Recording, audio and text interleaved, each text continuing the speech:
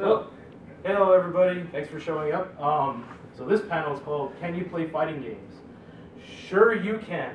It's a joke because one of the characters' move is sure you can play on. It's a pun. It's a very bad pun, but it's a pun, like most puns. So this is how to play fighting games competitively. Yeah. So you can. That's what he says. Alright, so who are we? Well, I'm Alfonso Acosta. I've been a competitive player since 2011. Competitive player meaning that I've been trying to take the game seriously. Tournament play. I'm an experienced gamer. I've been playing since I was like a year and a half with the PlayStation. It's a long time. Ultimate Marvel vs. Capcom 3 and Melee are my go-to fighting games. I'm Fematt. I've also been playing games for a really long time. I've been a long-time fighting player. Started since arcades. I actually used to play Street Fighter 2 machines as well as Killer Instinct machines early on in the mid to late 90s.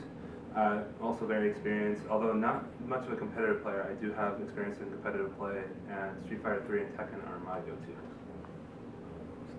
Alright, that's cool. So why should you care about what we say? Well, we've seen it all. We watch tournaments, we go to websites, we watch tournaments. We watch tournaments, play against friends.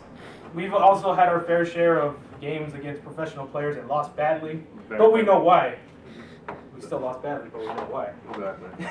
And our fundamentals are decent. We'll go over what fundamentals are in a bit. So, what is a fighting game?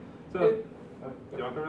A fighting game is usually a game that involves characters being against other characters. One-on-one fighters are very traditional, although there are very many exceptions to these rules. After all, there are other games that have tag mechanics, such as Tekken Tag or Cross Tekken.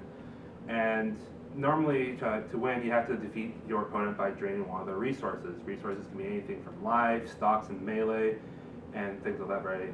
And usually there's a focus on wide combo potential and large kits to play off of. So what is a kit? It's like everything that the character has in their position to beat you. Like they have a good jump, they have a move that can hit you while you're in the air and whatnot. So like what separates a fighting game from like other types of games? I don't know if you guys ever played like MOBAs like League of Legends or Call of Duty. Like those are games where you have a resource that drains, like ammo or something. Usually fighting games, they give you everything from the get-go and it's all about outplaying your opponent. Kind of like basketball where it's just like going into each other. Like one-on-one basketball. Yeah. Okay. So what is a competitive fighting game? Any fighting game really, as long as you have people to play with and you both enjoy playing each other, chances are it's a competitive fighting game. A good example, and they don't have to be balanced. I know people get the impression that games like Street Fighter are the upper echelon because they're balanced. Marvel vs. Capcom 2 was up in competitive play for a really long time, and that's the most unbalanced game ever. And hell, we even have a competition of Dark Tournament, the Yu Yu Hakusho, which is not a balanced game by any means. It's bad too, but people like playing against each other with it. So if you and your friends like playing, it could be Pac-Man for all I care. But you both have to be going against at each other in some way. Well, there is a Pac-Man versus game on GameCube. This picture just represents, there's a big fighting game tournament every summer called EVO. Evolution. That's the big one. Like that's like the Super Bowl of fighting games, and these are the games that are going to be available. Yeah. So if you want to make cash money after watching our tournament, after watching our panel, you could participate in one of these games. These are the games to look for. 3 Nintendo games. If you wanna make money, these are the games to play. This is gonna be a mess to remember. So what we shall teach you seems like a lot, but hopefully through gameplay it just becomes inherently easier for you to understand. Controls, knowing your buttons, what are frames, spacing, punishing, resource management, momentum, mind games, and picking your character. Yeah. I don't want to focus on these things because we're going to focus on them in detail. Yeah, we're just giving you the broad spectrum of where to start. Controls. So I'm pretty sure all of you guys, if you guys have ever been to like a tournament, you see people coming in with like these. They come in with like keyboards. They come in with like fancy smancy controllers, like 20 buttons on them, and you're like, I have this D-pad for a PlayStation 1. What do I do? It doesn't matter. Like as long as you can do what you want to do in the game effectively, it's a controller. You don't need to shell out $200 like idiots like us to be able to play Street Fighter really well. You could probably still beat us with a keyboard. Except that it's happened to me. Well, it's happened to me. I should know. Keyboard player. But yeah, just look for something that feels comfortable for you. Buttons. All right, Pushing so them. it's a video game. So of course you push buttons and things happen. So fighting games have all kinds of ways to move a direction and push a button to do a move. Usually in fighting games, they give you a set amount of buttons you can pick from. So- In like Capcom fighters, it's 6. 6 button fighters. These and these. There's 6 buttons for you to choose from. Each one does something different. And SNK fighters, it's 4, so it's usually the top 4 lined up. And if you're playing any, there are exceptions to the rules. These are just like the main ones that we see most commonly. There are fighting games that are only 3 buttons, or technically Smash is only a 2 button. Yeah, Smash is a 2-button game, but the thing is, the difference is Smash is determined by a direction. So like you press forward and a button, you do this, down and a button, do that, up and a button. So why should you push them? Well, because the developers put the buttons in for a reason. It's not like, oh, this button's bad, let's put it in the game. No, it's like every button has a purpose, so you should know what they do. Like, not saying you're going to use all of them in a scenario, because some characters just don't need them, but you should know what. So the first thing you should do when you start a game is like, just get a feel for what the buttons are and what they do, because chances are in a competitive setting, you're required to use all the things that they give you. You know, because if you're not using something, you're not giving yourself an advantage. You're not using your character to the highest potential possible, and if you're not pressing the right buttons, then you could also be setting yourself up for failure. Now, frames. Okay, this is going to seem complicated, but you guys know what. I mean, you guys came to Animefest. You know what animation is, right? So like, motion at because so like, everyone knows that something is moving like picture by picture by picture. In fighting games, everything runs at 60 frames per second. Mhm. So in a second, 60 pictures happen. So that's what this is trying to demonstrate. So if it runs by frames, so like say if you press a button, that's what this is trying to demonstrate. This is Ryu's light punch. It takes a millisecond and a half for it to start up. That's really fast. That's what you're probably thinking. So that means like it comes out really quick and then it ends really quick. But that's because it's a really weak move. Yeah, That's a trade-off. So it's supposed to be one of the safer moves too. so like there's weak moves and strong moves. Strong moves like Marth's forward smash, where he like hits you really hard, sends you really flying back. The thing is, it's strong. It comes out quick, but after he throws it, right here, all of this he cannot do anything up until he stands up again. He cannot do anything. So that's what called recovery frames. Because like, of course, if you throw out a punch in real life, you gotta wait for your hand to come back before you throw out another one, right? So when you watch a boxing match, you should watch for all the recovery frames on their punches. So yeah, like if a boxer like goes for an uppercut, of course that's a chance for the guy who's blocking to punch the guy in the face. When we see Balrog versus Dudley, yeah. I don't want to go too much into frames because like you're gonna understand when you feel it. Like, oh, this move is really strong, but it's really slow. Mhm. So after he does it, I can hit him with a move that comes out. Yeah, And and just a quick note on these. The reason we highlight these boxes is these are what we call hit boxes. Yeah. And pretty much that shows the vulnerability of the character and where the point of contact has to be. It's very simple. So like since it's a 2D game, they show like the point of contact for moves is shown by like red boxes. So like it's pretty obvious to see when you play the game, but like obviously if you punch, your fist is what's gonna hit, not your body. Like if someone's crouching and you throw a fist, like for some reason your leg's gonna hit them. I don't think so. But And Smash is different because it uses a 3-dimensional. Yeah. What's it? It's polygons. yeah, it's polygon. Spacing. So you go into a match with your opponent. The guy is sitting in front of you. What's the first thing you don't want to do is walk up to him and hit him really hard, because then what if he blocks? He's gonna smack you right back. So that's what spacing is for. It's called the neutral game. Mm-hmm. It's where two opponents are staying right in front of each other, and they're both trying to get a feel for each other. Like, oh, is this guy gonna want to run up at me and try to hit me? Is he gonna lay back and wait for me to try to do something for me to hit him back? It's like rock paper scissors, you know, where like sometimes you want to play it safe, like you throw rock twice, or you throw paper like one time after rock. Mm-hmm. It's both people getting a feel for each other and trying to see what moves beat whose.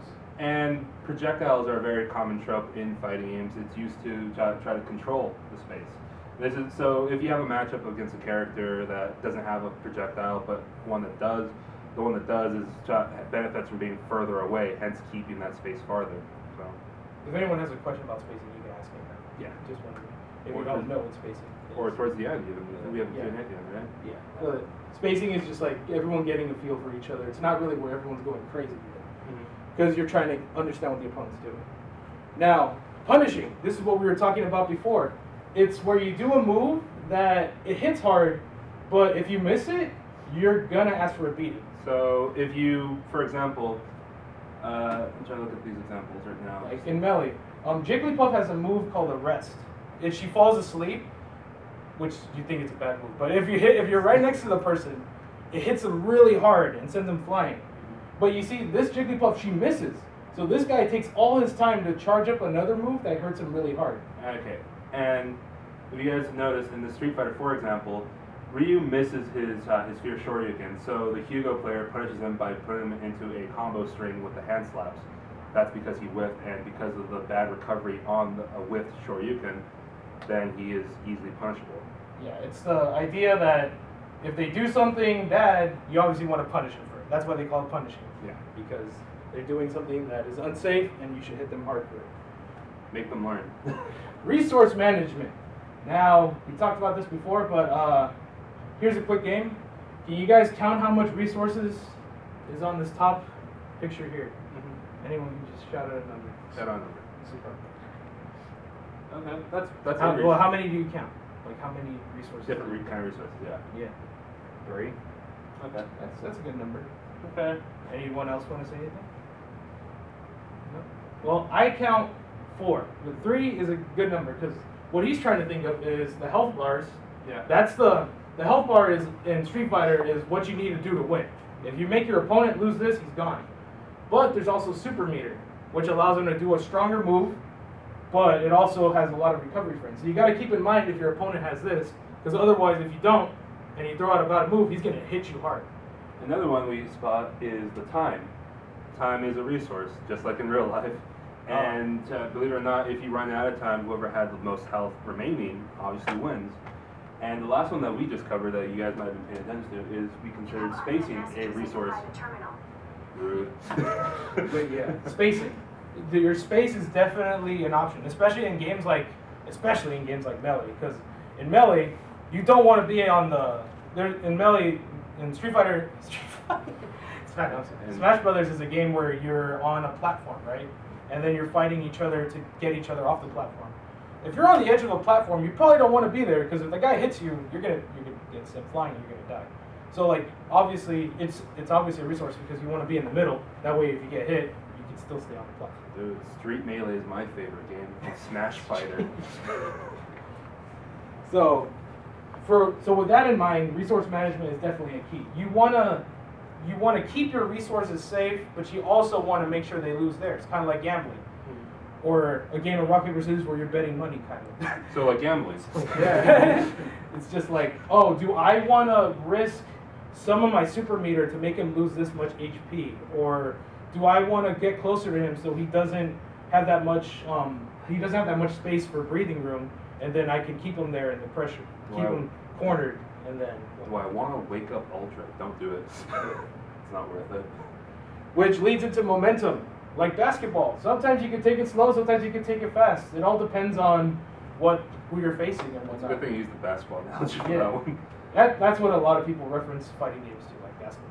It's really fast, really quick. You gotta always be thinking about something. It's kind of like a fast form of checkers. Like you gotta play the game on your terms or on theirs. That's like that's the funnest part about any fighting game, and that's why we like this game instead of like checkers and whatnot. It's because as soon as you land a hit, they have to respect you because you landed the hit. So then you could go forward with your offense and start like hitting them back, or maybe they think that you're gonna start hitting them back, and then they're gonna try to hit you back, but then you block and then you can hit them back. It's like crazy. It's really fun, man. Once you get the hang of it, it's like the funnest thing in the world. It's asserting your dominance in the game, and it's great. Yeah. If you can succeed at it. So yeah, it's just like playing your advantage. Like if you see in this one, Ryu lands a hit, he gets sent to the ground, so he advances forward and basically keeps on thinking, what am I gonna do? What am I gonna do? Then he goes for a throw. And then he decides what he's gonna do, he's gonna jump on the other side. That's like the idea of advancing your, Yeah. of putting on the pressure. But then you can also play it safe, like on the left side. This Diddy Kong player, he hits him twice. He could keep on going, but he decides to stay in the middle just to make the guy feel pressure. Like, oh, what is he gonna do next? What is he gonna do next? Should I throw out a move? Should I not throw out a move? You're gonna feel stressed out, and if you feel stressed out, you're gonna do bad moves. If you do bad moves, you're gonna get punished. I mean, in a way, you're keeping your opponent guessing because Yeah. you're in such a position of power because you are commanding the resources, you are determining the momentum of the game, if you will. So you're controlling the pace. You are pretty much controlling the game.